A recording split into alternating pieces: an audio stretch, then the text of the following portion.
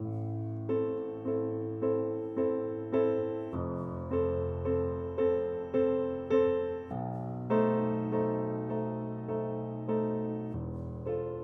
service du contre-espionnage français a appris qu'un document secret contenant des informations sur un nouveau canon a été découvert à l'ambassade d'Allemagne à Paris. Alfred Dreyfus, polytechnicien, alsacien et juif, membre de l'état-major de l'armée, est rapidement soupçonné. Convoqué le 15 octobre 1894 par le commandant Dupaty de Clam, en présence du chef de la sûreté et d'un huissier dénommé Gribelin, Dreyfus est contraint d'écrire le texte de ce fameux bordereau sous la dictée.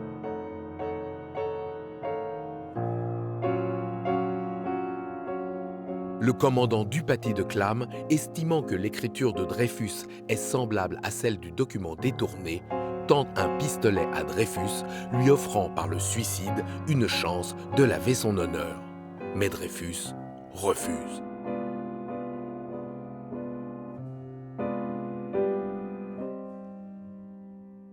Le 22 décembre 1894, Dreyfus est condamné à la déportation à perpétuité par un conseil de guerre. Dégradé en public devant l'école militaire le 5 janvier 1895, il embarque à Saint-Martin-de-Ré le 21 février de la même année, à destination du Bagne, en Guyane. Un vent d'antisémitisme envahit la France, mais à Paris, les soutiens s'organisent.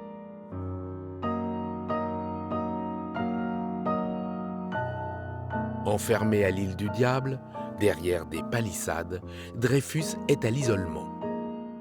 C'est avec beaucoup de retard qu'il reçoit une lettre lui annonçant que, suite aux nombreux soutiens à sa cause, son procès va enfin être révisé et qu'il va retourner en France après plus de 4 ans de bagne.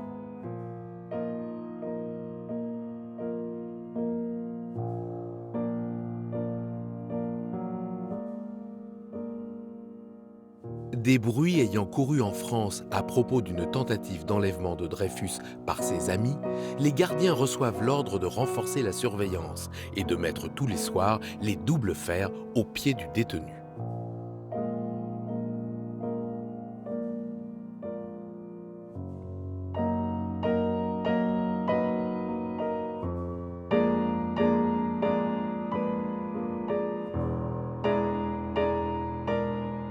Le 10 janvier 1898, à Paris, après un procès vivement contesté, le véritable coupable du crime dont on accuse Dreyfus, le commandant Esterhazy, est acquitté.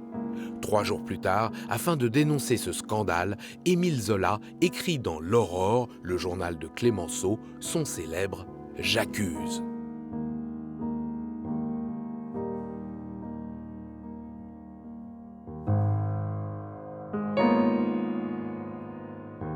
Le colonel Henry, membre du renseignement de l'état-major en France, est accusé d'avoir commis un faux en écriture pour mieux prouver la culpabilité de Dreyfus. Arrêté le 30 août 1898, il est emprisonné au fort du Mont-Valérien. Le lendemain, il écrit une lettre reconnaissant sa faute et décide de mettre fin à ses jours.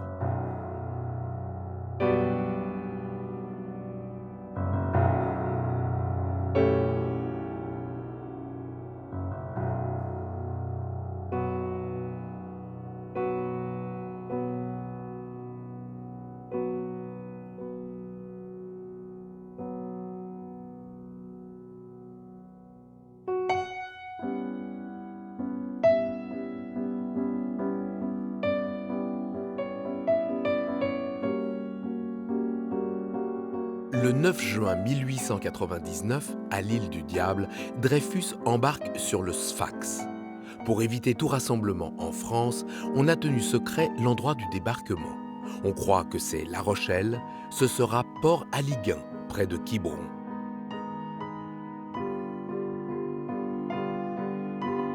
Le 13 juin 1899, Dreyfus débarque enfin en France sous une pluie battante par une nuit d'orage.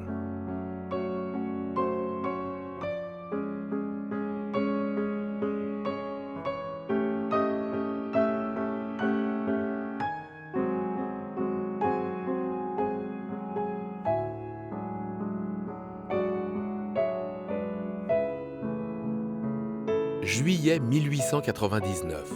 Peu après son débarquement, Dreyfus est incarcéré à la prison militaire de Rennes, car les pouvoirs publics ne veulent pas courir le risque de le faire juger à nouveau à Paris, où les esprits sont chauffés à blanc. Ses avocats sont Maître Demange et Laborie, interprétés par Georges Méliès, qui avait personnellement pris fait et cause pour le capitaine Dreyfus.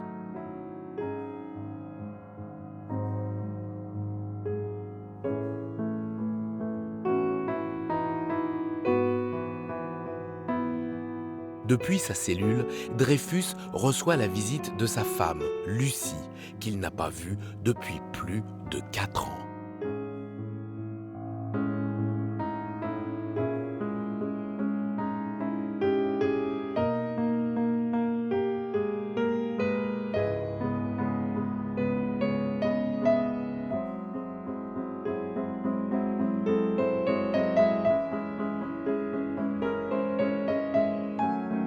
« 14 août 1899. Les esprits sont tellement échauffés et la haine antisémite si grande qu'un militant d'extrême droite tire 2 coups de revolver sur Maître Laborie quelques jours avant la révision du procès à Rennes.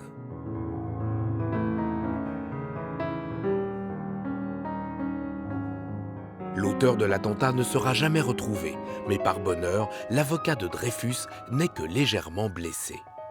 Les premiers passants ne détournent même pas le regard. Dans certains milieux, on ne porte pas secours à un Dreyfusard.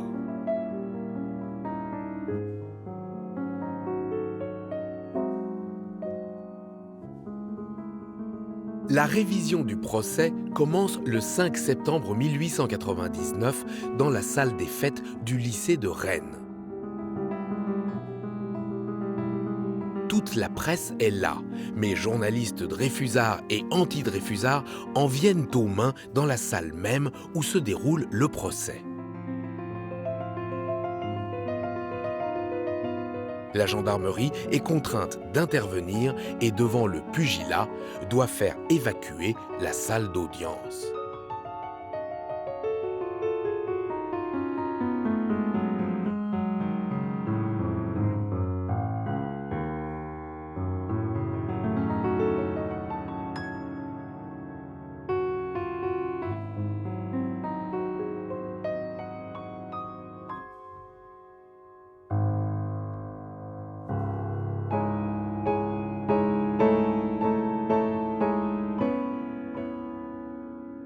Sur la demande de Maître Demange, ni Zola ni Clémenceau ne paraîtront à Rennes.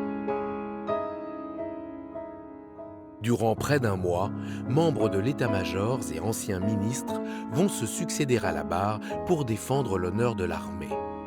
Les membres du tribunal militaire et leurs assesseurs entrent dans la salle d'audience, sous la présidence du colonel Jouhaud.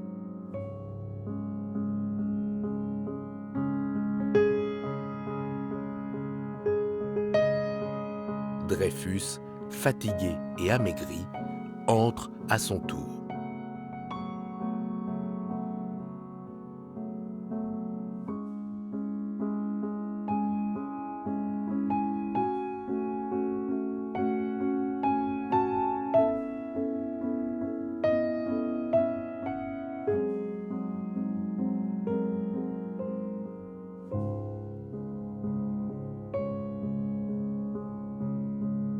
Le général Mercier, qui témoignera pendant plus de 4 heures, demande une chaise pour s'asseoir.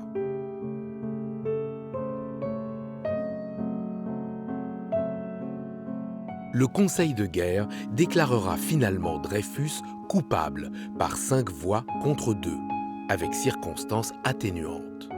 Dreyfus sera gracié par le président de la République, Émile Loubet, et une amnistie générale décrétée pour tous les procès annexes en cours. Dreyfus sera finalement réhabilité le 12 juillet 1906, ce qui ne l'empêchera pas d'être victime d'un attentat lors du transfert des cendres d'Émile Zola au Panthéon en 1908.